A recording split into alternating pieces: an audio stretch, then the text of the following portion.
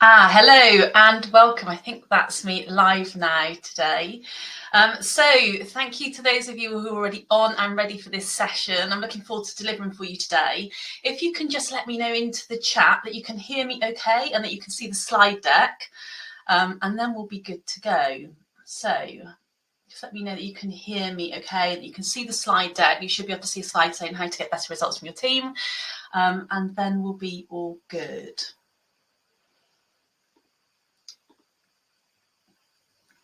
Okay.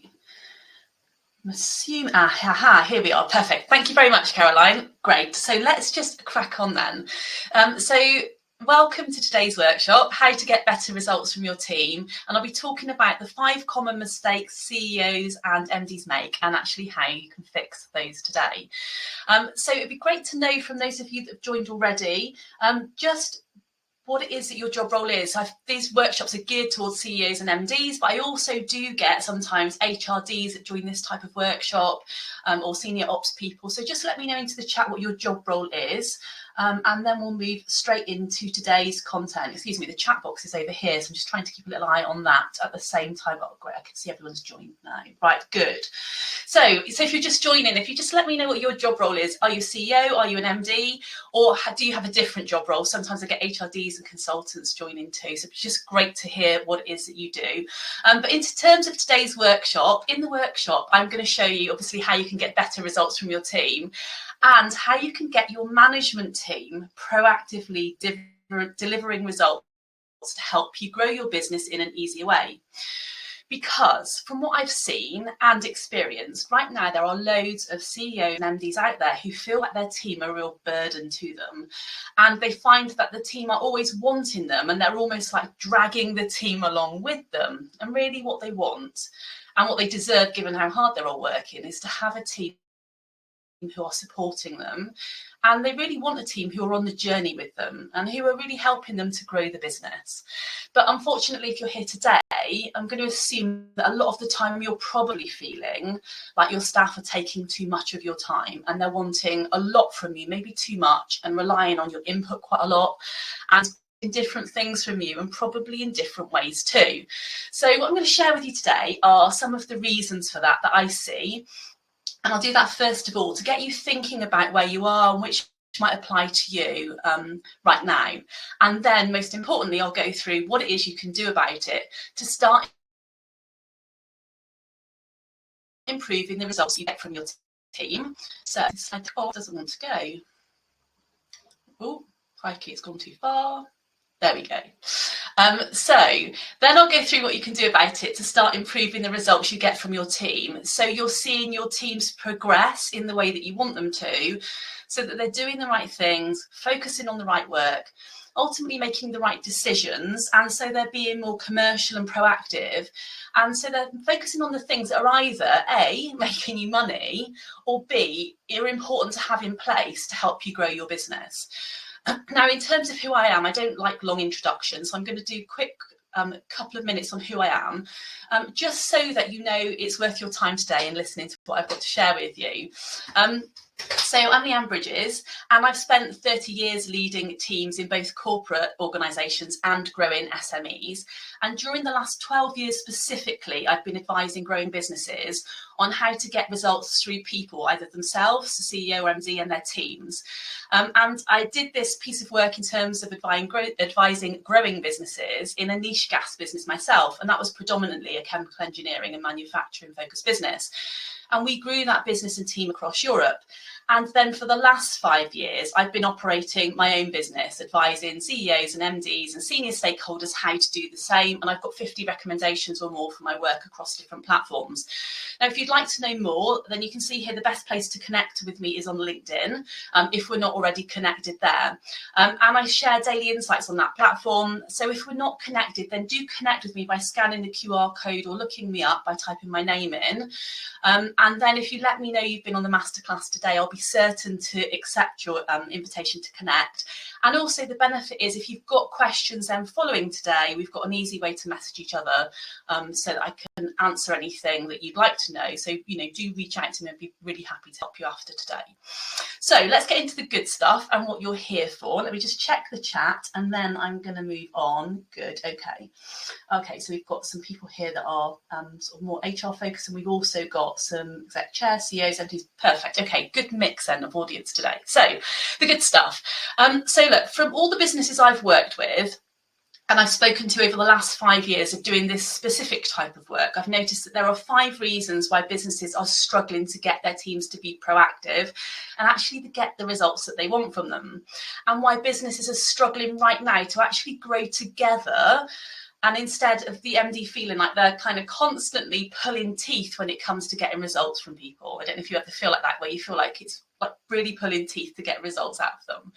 And as I run through these, if you can just type into the comments or into the chat function here, which apply to you and are resonating most with you. And I'd really appreciate you doing that, because it helps me to see where to focus most in this masterclass and then also in future masterclasses and content that I share.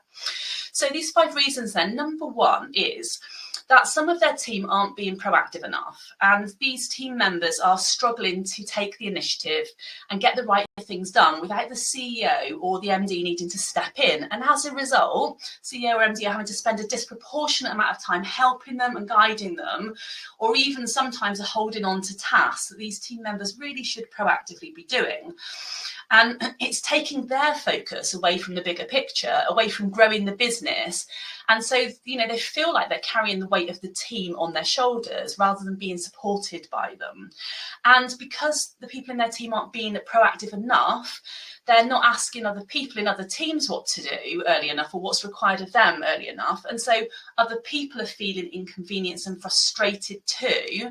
And so not only is the CEO or MD having to spend too much of their time on this stuff, but it's also wasting other people's time and putting other people out. And then the MD's finding themselves fielding complaints because people aren't given enough notice for the things that need to get done. So this lack of proactiveness from some of the team can keep the company quite stagnant and stop it from growing, or actually even struggling to keep up with current demand, which is what I'm seeing sometimes too.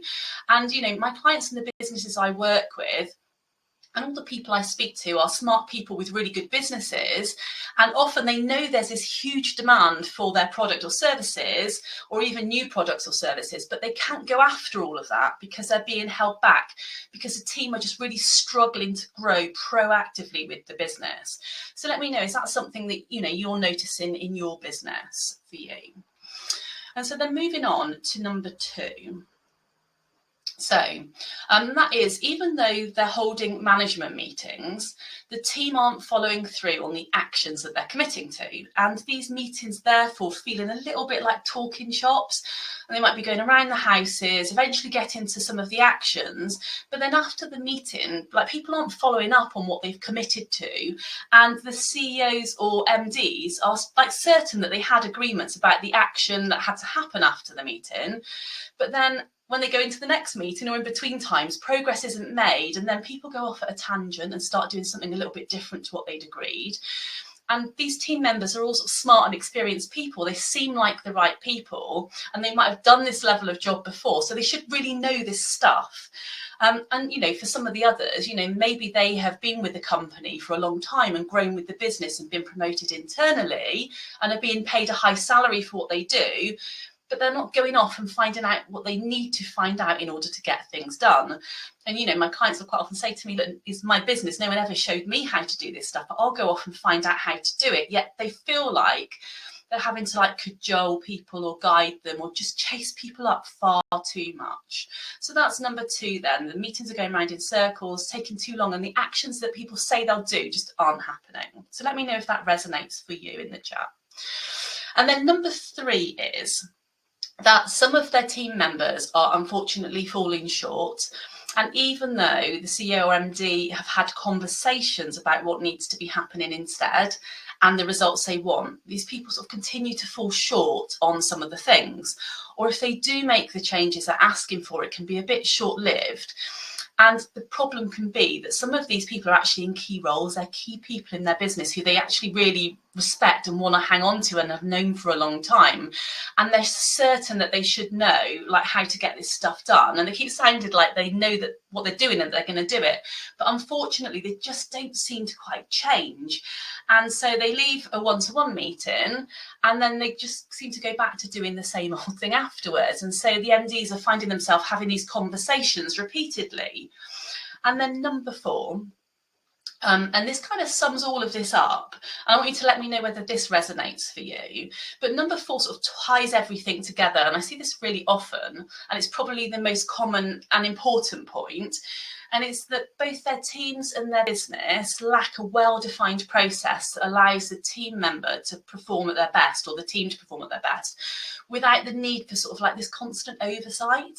And the absence of this structure is what's forcing them to be into all the detail all the time. And they definitely don't want to be micromanaging stuff, because that's not going to move them on. And so I'm here today to share with you that process and how you achieve that, and the process and framework you need so that your team are proactive, because it's a step-by-step linear process that you need to work through. There are just certain things that you need to do and your teams need to do, and the process itself needs to be implemented so that they can perform at a high level. So I'll walk you through that today, because I think that process is what's absolutely fundamental to be able to take a step back from all the day-to-day things with confidence, like that everything's going to get done, and be able to put your attention onto business growth and the future, and maybe projects that actually interest you too, like rather than being into all of this stuff. And lots of my clients have got brilliant ideas about the future that will generate them thousands or hundreds of thousands or millions of pounds in revenue, but all this stuff with people is just holding them up and getting in the way, and they want to move past it. And so that's number 4. And then the final thing, number 5 here, is that businesses are kind of just hoping really that things get better, because they're so busy they haven't got the time to give to this or the attention. So they're not giving these things the time and attention that it needs. And so what that means is that they're not going to get their teams performing at the levels that they could, and they're not going to get the business to grow at the rate that they actually want it to. They're just kind of like hoping that in time things will get better, like when someone's been there maybe a few more months, it might just kind of work itself through in a bit of better way, or when they hire the next person, that's going to make things a bit easier and sort of resolve some of the capacity problem. Or maybe if they just put in a few more hours for now, they'll get over this hump. But unfortunately, it just doesn't get easier or better without any focus. It just doesn't. It just gets more complicated the longer you leave it and the more you grow. So let me know into the chat which of the 5 of those resonate with you the most, or if there's something else that's coming up for you, because there are more than these 5 reasons, but these are the ones that are most common. And like whichever one of these resonates most, or whichever few of them resonate the most, I'll share the steps today and the process that's actually going to help you get better results from your team. And I'm going to do that by taking you through 3 core steps. So let me have a look here. So we've got but lots of 1 and 2, all of the above, 1 to 5. Okay, yeah, I do. I mean, it's surprising. I speak to so many businesses, and it's just the same things repeatedly coming up, and there are ways to get through that. So that's crack into that now. So there are 3 core steps I'll talk you through today that you need to fix these issues, and there'll be multiple points within each step that you can take action on, so that you'll leave today with a number of things and a number of ways that you can help get better results from your team and grow the business through your team, so that they're actually helping you to grow it, and it doesn't feel like it's you pushing it kind of uphill. So these 3 core parts then are these. So that's company structure, support systems, and strategy. I won't say anything too much about any of them because they're quite involved, each of them. So I'll take you through each one step by step. So we'll start on company structure. Now there are 2 parts to this. There are roles and responsibilities and delegation. And you might be sat here thinking, as I'm sure you probably are, I've got that covered. So I've got some job descriptions, we've done the roles, I've allocated responsibilities, I've got that bit covered.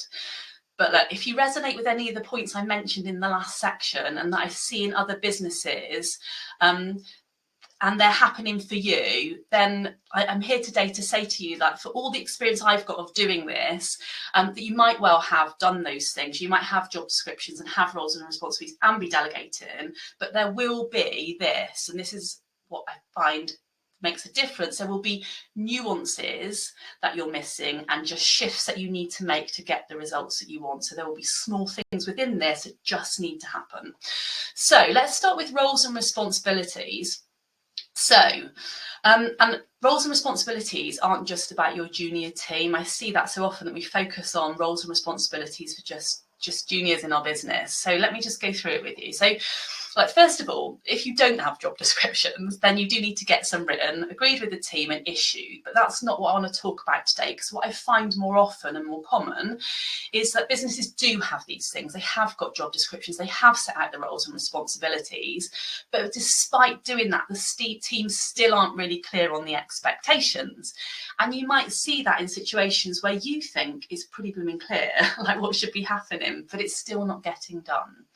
So, you know, what's happening here is either team members don't understand them enough, or they're not relevant to the roles that they're actually doing right now, and therefore they're not really worth the paper they're written on. And if I'm honest with you, most of the people I talk to actually can't find a lot of them. So the first step, I don't know if that applies to you, but they quite often will go to look for them and can't find them at all. So the first step is to revisit and redefine roles and responsibilities, because people need 100% clarity on what you want from them. And so through this process, you revisit them, and you need to make sure that every team member knows exactly what they need to achieve to drive the business forward, to be successful in their role, and that every process is covered off too. And I recently had this with a client, and we found a recurring problem that was causing him, and he's an MD in a manufacturing business. It was causing him a problem because there was one part of the sales to fulfillment process that didn't actually belong to anybody. It sat between a few people, which meant it was getting dropped between the cracks sometimes. And the MD was sometimes having to pick this up themselves, because what was happening was, when it wasn't straightforward, there was no one to make a decision because it didn't belong to anybody. And so after we resolved the problem around that, which wasn't straightforward because it was like a hot potato, nobody actually wanted it. But after we resolved it, like, that's an hour's work most weeks that he's saving himself, because we actually sorted that one thing out. And so now orders are going out without all this last minute kind of panic and fuss around them. So you need to check that all key processes and decisions have an owner, and your roles and responsibilities also need to be, like, really clear, consistently communicated, and directly tied to business objectives. And like I said, I don't just mean for your junior staff, I mean your management team too. And what I find is that CEOs and MDs often think the management team should know what's required of them, because they're senior and experienced, they probably have got a job description. But I find this is where most of the issues actually sit. So you need to be really clear about what's required of them too, because otherwise we're just like relying on both of you and your senior manager or your directors having the same understanding. And it's these assumptions that start to cause problem. The assumption that we're all on the same page, and it's that creates the misunderstandings and misalignments about the activities you really want the team focused on, and are what cause them to go off on these sort of tangents. Because you're both looking at things slightly differently, and that's why you'd not get the results that you want from them. It makes sense, doesn't it? If you've both got a slightly different idea about the outcome, then you're not going to see the result that you specifically want. Now, I find with my clients who are mainly CEOs and MDs, that they're often concerned about doing that, and that this kind of resetting of expectations won't land well with senior people, but it does. So if that's something that concerns you, it always does. I think it just depends on how you approach it. It's not about telling these people how to do their job, because that probably wouldn't be the way forward with this, but it's about actually agreeing on key activities and results. And I help clients to do this all the time in a way that's engaging and inspiring and gets it done without a load of effort around it. And I do that using a couple of simple frameworks. And you'll find for every part of the process that I'll talk about today, I've often got a shortcut or a way to do it that makes it easy, because I've done these things just so many times. So that's roles and responsibilities. So get the roles and responsibilities 100% clear for everyone. We then need to address the elephant in the room, which is delegation. And I can almost hear you saying, don't teach me to suck eggs, Leanne. I'm not here to teach you to suck eggs today, because every business owner, CEO, MD know that they have to delegate and outsource. But sometimes with some things, it's difficult to let go, isn't it? You know, to let go of that element of control and give it to people in the team. Like maybe you've been burned by it before, and so you feel reluctant to do it. Now, the issue here is twofold. And, you know, for me, I'm a founder of my own business, so I get what it feels like to give off work from my own business. And I've also been in corporate organisations, rapidly growing SMEs. I just know what it's like. Can feel protective of some of the work, but you need to be able to hand off all of your day-to-day routine work and responsibilities to your team, because the risk here is that you are the single point of failure in your business. And what I mean by that is, if something happened to you and you went well, you'd want the business running well without you. It can't all just stop or gradually grind to a halt. Plus, for some of you on the call, you might also own your business and actually want to exit at some point through a sale or an MBO or something, or leave it running and draw an income. So it has to function on a day-to-day basis, a week-to-week basis, a month-to-month basis, without you having to go in and be fixing issues for people.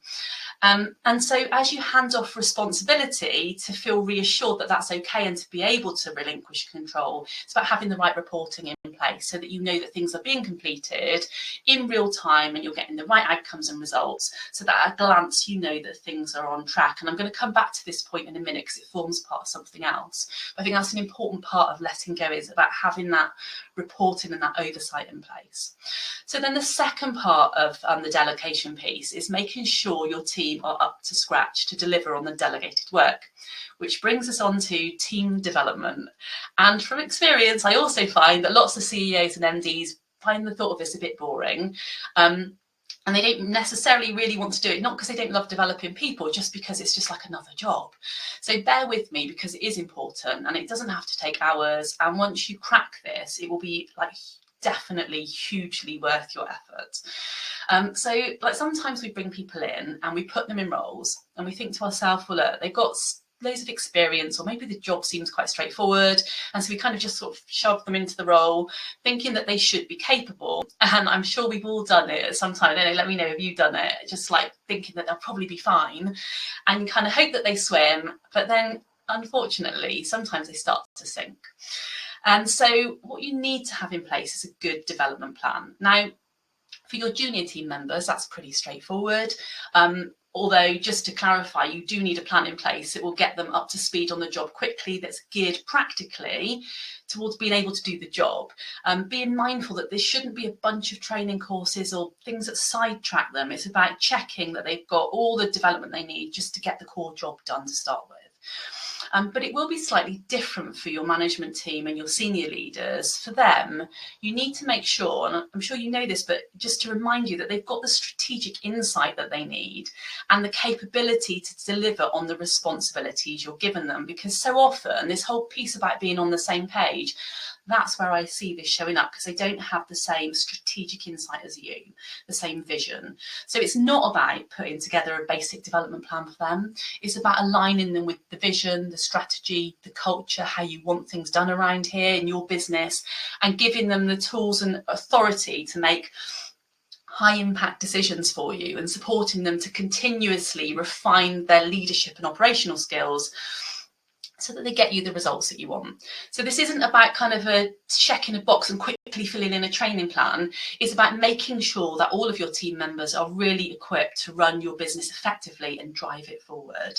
Because without that level of alignment, development, empowerment, you will find yourself continually dragged back into roles that really you outgrown a long time ago, and addressing the same blooming issues over and over again.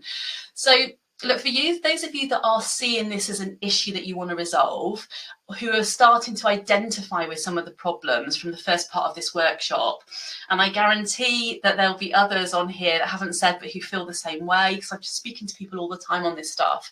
I will offer some free calls at the end of the session. So there's a QR code here that you can scan, or there's a where is it? There's a link there that you can type in to get one.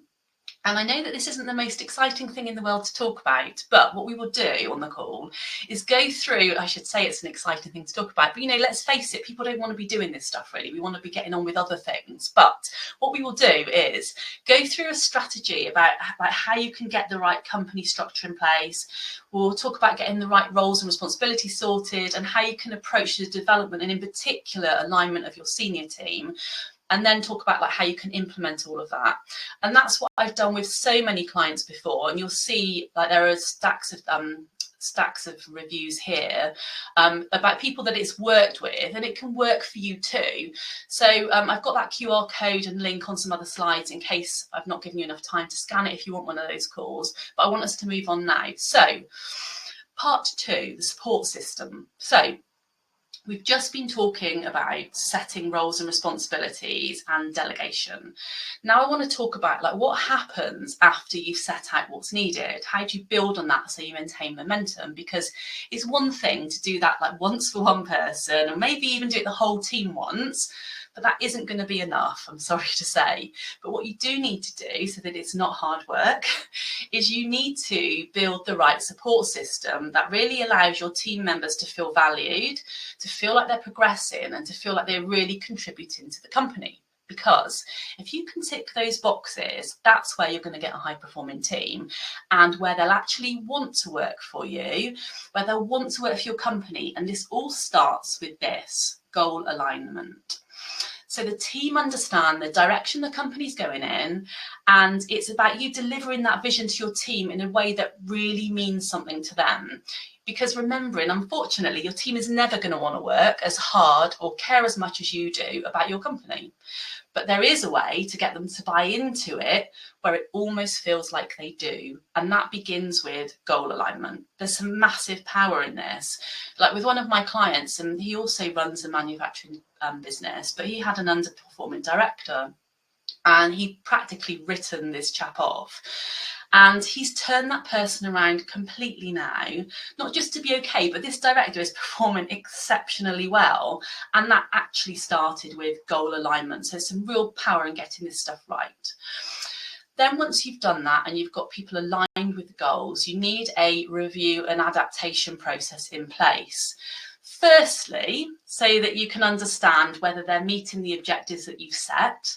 But second, so they can measure their own progress, keep themselves accountable, and also feel concerned when they need to feel concerned because things aren't on track, or feel great when they need to feel great because actually things are going brilliantly. And that's why I tend to work with people now over 6 months, where I don't do short-term work on this stuff anymore, because these things need implementing and refining. It's work to be done to get them in place, embed them, implement them, and really have them functioning well. And that's why some of my clients have worked with me for so long now. And so then from there, we've got to really hit the biggest issue that I'm seeing in companies today. After everything I've mentioned, and I appreciate there's quite a lot to think about, but the next part is crucial. And I'm not saying this just to give you loads of stuff to do. I'm just sharing this with you based on all my experience of doing this and what's required to develop and get a high-performing team in today's market. So the last part of support systems is about understanding how to communicate as a team.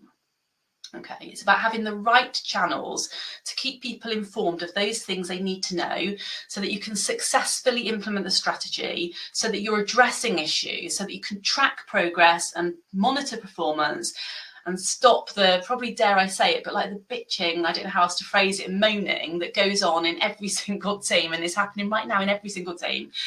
Some of you are working in offices and you'll have heard it, and you know exactly what it's like, where there's this constant complaining and people aren't happy or moving forward as you want them to. And some of you might not know this is happening, but it always is.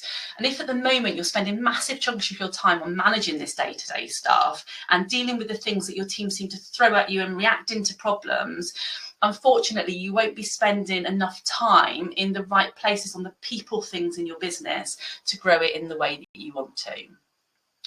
So that leads me then to the final part, where we're going to pull everything together. And this is about creating your own strategy for a high-performing team. So Rather than tell you, it's probably best just to show you the steps that I would go through to do this. And these are the steps that I take with CEOs and MDs and how I manage to hit results for companies time and again. Case study after case study over the last 12 years I've been doing this. And how we start is this. So we start with business management framework. So these are the steps. So what you do here is you get clear on the strategy. Where am I? Right, yeah. So you get clear on the strategy and then document it. That's the point. And document it so that the team can understand it. And then from there, implement all the steps needed to deliver that strategy. And you get all those processes in place and all the steps to deliver your strategy then every year on repeat. So it ensures that every year you've got a simple process in place that basically turns your strategy for the year into actionable steps. And it means that you've also got the processes you need to support it so that you can both deliver to your customers on a day-to-day, week-to-week, month-to-month basis, and at the same time be growing and developing your business so that you actually hit your profit and your growth targets.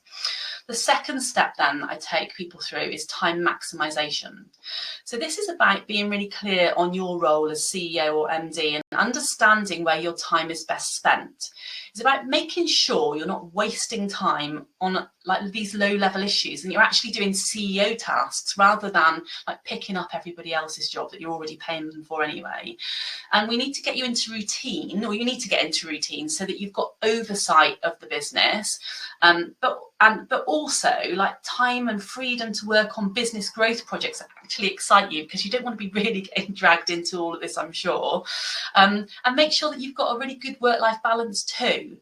So you need to be really clear about your role, your tasks, your responsibilities, and then have your team doing the rest. And what I find is most CEOs trained for years to be technically brilliant at what they do. But with the CEO role, they find themselves learning as they're going along. And just like everything else here in business, you need a structure. You need structure, some processes and clear focus for yourself so that you do those things that are needed for your business to grow.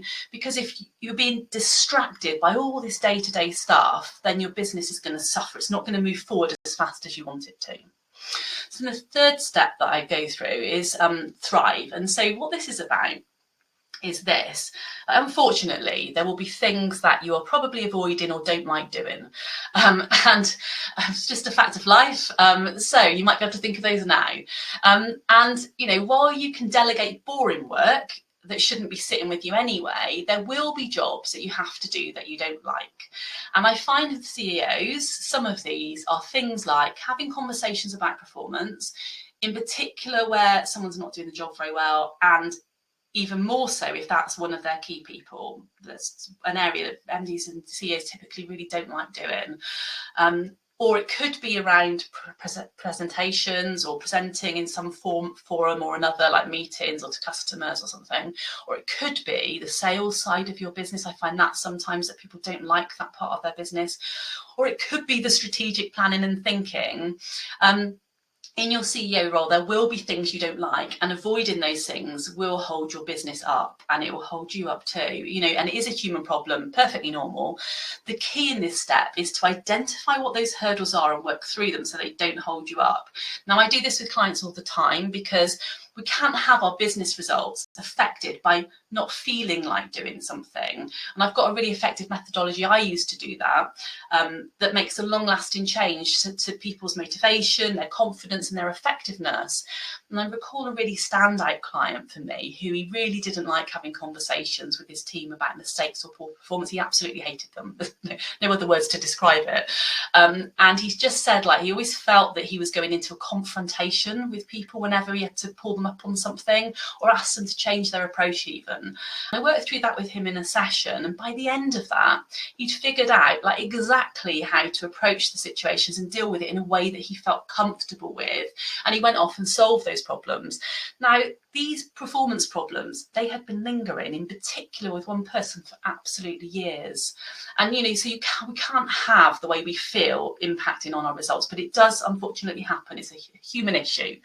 And so then the third part then of this strategy is about you figuring out what's holding you back and the things you're avoiding, why, and make the changes that are needed so that you show up at your best in every situation. So reflect on that, because then you'll get the best results. But the thing is, people are so used to how they are that they almost can't see another way and that change is possible. And I'm here today to reassure you that it absolutely is. There's always another way.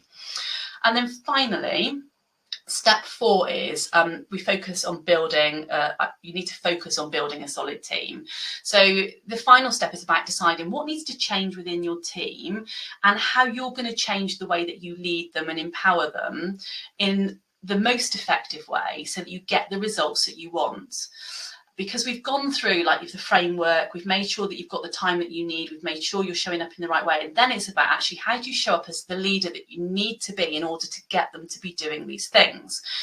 And as I work on this with clients, there are 3 strands I would look at. And so you might want to have a think about these too. But they tend to be, how do you lead the organisation? How is your leadership skills showing up when you need to lead the whole business?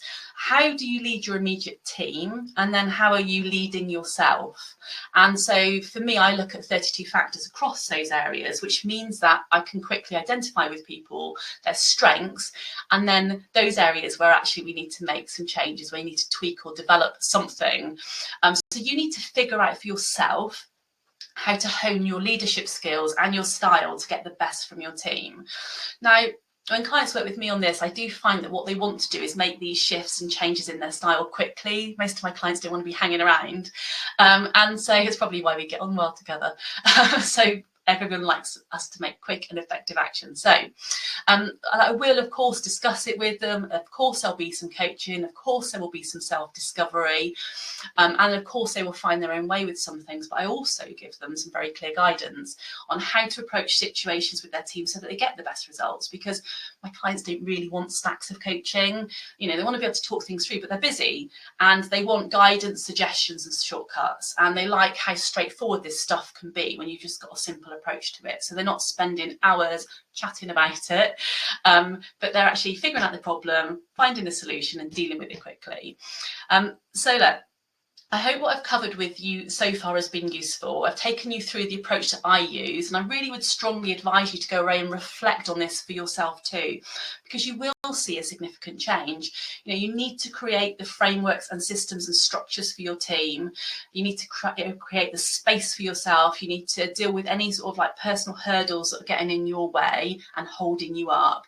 And then it's about actually, you know, where can you hone your leadership style to get better results from your team, so you can manage your business and team in a kind of routine way, in a much easier way. So for those of you now that are sat here thinking that you would like to get this done, then I'd like to introduce you to an opportunity, and I'm going to open up for questions after that. And we should have about 15 minutes at least left for questions at the end, so I'm happy to answer any questions for you then. But for those of you that are sat here and thinking, yeah, just want to get this done, then I'd love to introduce you to an opportunity to do that with me, to help you implement these changes quickly, effectively and efficiently. And it won't be for everybody, but you might want to stay on because you want to hear, you know, ask some questions at the end. So do feel free to do that. But it will be for those of you that are sat here thinking, do you know what? I want to fix like the things in my company that are going on like this and with my team, because I actually want to grow my business and not feel hamstringed by these things repeatedly coming up. So it's for those people that want to take action. And so if you don't want to take action, please don't book a call, because it won't be for you either. But if you're sat here wondering how we can get this working for you, if you want a team that doesn't just follow your lead, but actually takes charge of your business, who are proactive, who actually help you grow the business, then the opportunity is to join my Business Accelerator program. Now, it's a one-to-one program with me, where I work really closely with you, and I only work with a handful of people at any one time on this. And it's a program that helps you to develop a high-performing team that actually support you and help you to grow your business. Now, in the Business Accelerator program, we work across 4 core areas, like those I've just mentioned. So target, so I help you define your goals, deal with the goal alignment, make sure the team are aligned. I create a simple understandable strategic plan with you, can share with the team that they totally get. And then we set up the business structures, frameworks and processes to achieve all that stuff. Then we look at time. So we make sure that you've got enough time dedicated to high value CEO tasks that grow your business, as well as making sure that you're striking a balance between like your work and personal life.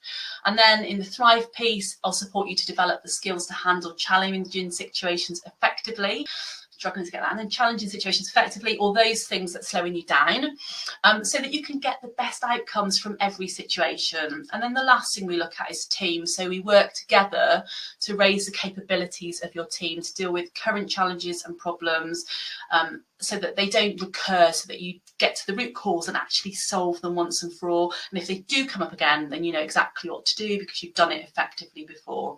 You know, we make sure that your team are clear on expectations. We make sure that they understand their accountabilities so that they deliver really exceptional results. And my programs get great results. You'll see reviews across social media and across Google. So this is a 6-month program, and you'd need 3 hours a month to do it. Anything outside of the work we do together will actually be on activities that you would be doing as a CEO anyway. So there's not like a whole load of studying with this. It's a practical, well-paced, actionable program to support you to make the shifts you need, and to get the business frameworks you need in place, and to hone your approach to leading the team too. And so there's a blend of strategy, frameworks, guidance. There is some coaching, practical tools that are really tailored to your business needs. And they're often tools that you can just lift and drop. They might need some tweaking to make them right for your business, but so many of them are just so easy to implement because I've done the thinking work, the work that actually makes them effective. Plus, we've got a WhatsApp channel where we can talk at any point in the month. So if you're wanting to implement something or have struggled to implement something, you can ask me quick questions or bounce ideas off me so that you don't get held up. You can quickly just move through. You know, there's times when you're just sat there thinking, oh, I don't know what to do now. You can message me and we'll quickly work out a way forward. So I've got a limited number of free strategy calls today. I've allocated some time this week for it to discuss how you can get the results that you want from your team. Now on the call, we'll go through where you are now, where you want to be, and then we'll map out a plan to get you there. And if you can't find a call time, because I've only got limited slots available, because I've only got capacity to take on 3 people in September. But if you can't find a time for a call and you're really keen to chat, then do email me or DM me on LinkedIn and we'll work something out. So the QR code is on the screen there now. You can scan or you can type the URL in if you know you want one of those strategy calls, because you're sat here and you can imagine like what it would feel like to have a team that runs like a well-oiled machine, with each team member being confident, capable, aligned to the goals and the results that you want, and taking action, because you can picture the peace of mind that comes with knowing your business actually growing, not because you're working really, really hard, but because you've built a team that's really helping you to grow it, and because you want the freedom to focus on like what truly matters to you, and whether that's taking on new business opportunities or having a bit more time off for yourself, or just simply enjoying the success that you've actually worked so hard to achieve. So I hope that that's been helpful for you today. I know we've covered a lot, so I'm just going to open up now for any questions if you'd like to ask those into the chat. So okay, a lot to, okay. Yeah, so you're saying the outcomes from your meetings, but the follow through is limited. So there's definitely a problem there in the process that needs to be picked up in order to overcome that. Okay, so if you want to ask any questions that you've got into the chat, we've got sort of 15 minutes now for any questions that you might have from all of that today. I'll leave it a minute because I know sometimes people can be typing.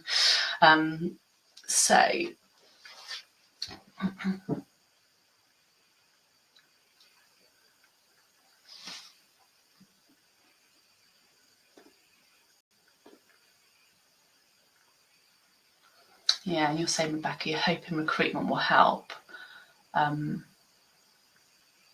Yeah, it's really interesting. I hear lots of people say that quite often they say to me, oh, I think if I just recruit one more person, that will solve it.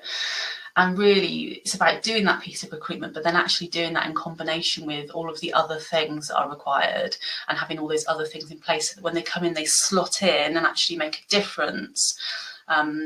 because sometimes some of that extra capacity gets lost, and then you can find yourself looking back 3 months later thinking, well, I brought that person in, but I'm not sure if I've seen things get easier. So sometimes I find that happens. You just think that will be the solution, and then it doesn't quite. What's your approach to keeping your own team focused on the agreed actions as opposed to going down and serving the team? Hold on a minute, right? So what's your approach to keeping your team focused on the agreed action? Sorry, I was reading Carol's comment, and I tell you what I was thinking, I'm not working on Friday. Carol, if you book for Friday, I think that must be an error in my diary, but I'll be in touch if you don't rebook. So what's your approach to keep your team focused on agreed actions as opposed to dumbing down and serving their team, as opposed to getting their team, so in terms of, I think what you're asking there, John, and tell me if I've got this wrong, but I think you're saying they go away to do the action, but they then go away and dumb that down to go along with what their team wants. If that's what you're asking me, the answer to that is that I'd be understanding from them what happened, like what it was, what happened in the process between them talking to you and agreeing that, and then going away and doing the thing that they've done, because there's a gap in the middle there that's actually causing the problem. And I think here for you it's about getting under the skin of, like, what is that drove them to do the thing that they've done, because when you can understand what their thought process was, then you can help them fix the issue. And I find that can be really multi-layered in terms of what causes it. Sometimes for the person that can be confidence, it can be their ability to say no to their team. So sometimes it isn't a task thing at all. It's actually about them as a person, how they're feeling about themselves, and then that's about like working through with them so that they feel more confident and able to have those conversations, because people just don't know how to do this stuff in a way that works very well, is what I find. Because I do, as well as supporting MDs and CEOs, sometimes what drops out of this is I might go on to coach someone in their team, and quite often people just, although they understand like the steps they need to go through, they are not able, I was having this conversation with someone, they're just not able to effectively deliver it. And so there's a gap between them knowing what to do and what they actually go away and do. And that is about having that development conversation with them and actually helping them to be able to do it. And it, we think that most managers can do it. There's just so many out there that can't, that need that help and support in terms of moving forward. Okay, there is that, as well as taking tasks off their team. Oh, and doing it for them. Okay, so taking it off their team and doing it for them, what would I do about that? Again, I would understand. I think the key here is about understanding like what happened and what's driven them to take it off of the team member, because then you can deal with the issue. Because then, there could be many things that are causing that. Maybe the team member's saying they're too busy, and then there's a whole piece about, if that is, I'm now assuming a lot of things, you can see where we need to get into the skin of it. It's probably better to have a conversation offline. But if it's because a team member's saying that they're too busy, then it's about understanding, well, is a team member too busy, or is there something else that's driving that? Because people quite often, when we want them to do things that they find difficult or don't want to do, will say, I'm too busy.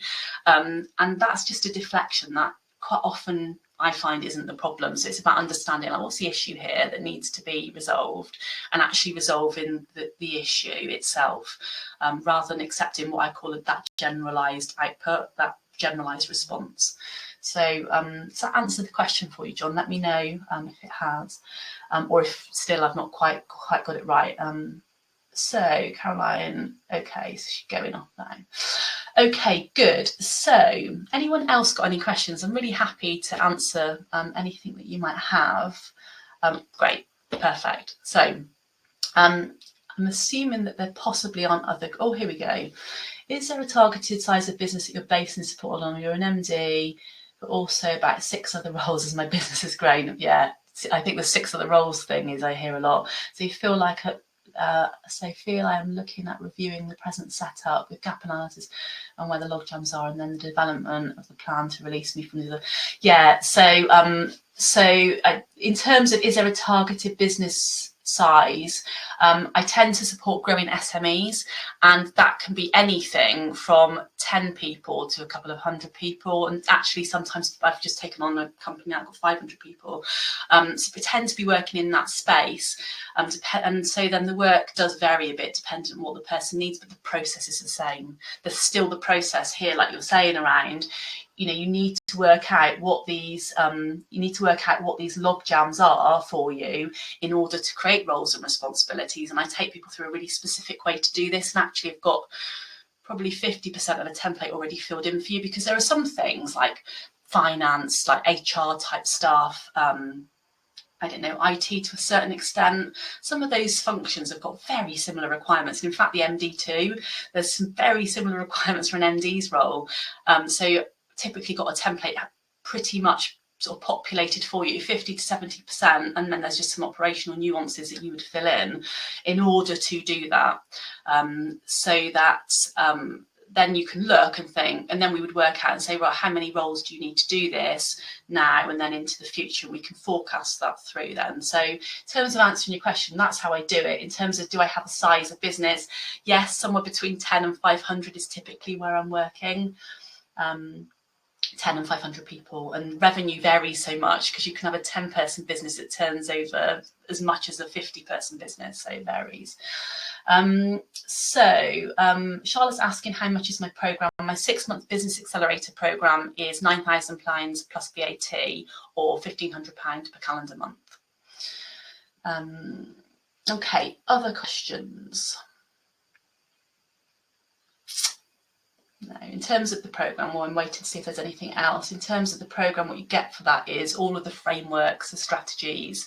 So like I've just mentioned there, like creating that organisational activity chart, for want of a better word, I'll give you that. So in the programme, you get all of these things in order to be able to just lift and drop them. So you'll get all the strategies, frameworks that you are required for these systems, and then you'll also get 2 one-to-one 90-minute sessions with me, where we will work in a very detailed way together on your specific business and exactly what you need, and we'll do that in a way that makes sense. There's a linear process, and there's also a process about where we need to fix some of what's going on now to free up your time. So we'll work on both together. So some future focus actions, and then some actions that are actually required to solve problems today to get them off your plate. And so we'll do that in the sessions, and then there's WhatsApp support in between times with that, where you can just message me with, you know, things you're coming up against. If you've gone off to implement a process and someone said something that's taken you by surprise and you're not sure how to address it, then we can just quickly resolve that over WhatsApp, so that you're not getting held up all the time by these things. Okay, Rebecca, that's helped you. Perfect. Great. Okay, are there any other questions? Do feel free to ask. Happy to answer anything, give you as much info as I can. No, let's see how many you've still got on. So, well, there's still a lot of people on. Are there other questions people have got? Please, if you feel, you know, if you want to ask them, you can ask them privately actually as well. So if there's something you want to ask and you don't want it to be with your name, then just ask me privately. I think you changed it to everybody to private. Great, Charlotte. I'm glad that that was interesting for you. Good. Hopefully it's helped you move forward, or take some steps away to move forward. Okay, good, great. Thanks, John. Nice to see you. Have a great day too. Right, I think that's probably it, because although we've still got a lot of people on, great, thanks, Adrian. I'm glad that was useful for you. Good, then I am thinking that that's probably it. If there are more questions, then I'm on LinkedIn daily, so just drop me questions there in this message, or then email them across to me, and I'd be really happy to answer them for you. So I think that's it for now. Great, Gavin. Good. Some information and food for thought. Great. If you do, after you've gone away and digested it, if you've not booked in a call but you want to have more of a DM around some things specific to you, then just message me. I'm happy to take those thoughts on for you and with you. Good. Okay, so I'm going to close that off now. Thank you very much, everyone. Have a great rest of the day, and I'll speak to you soon.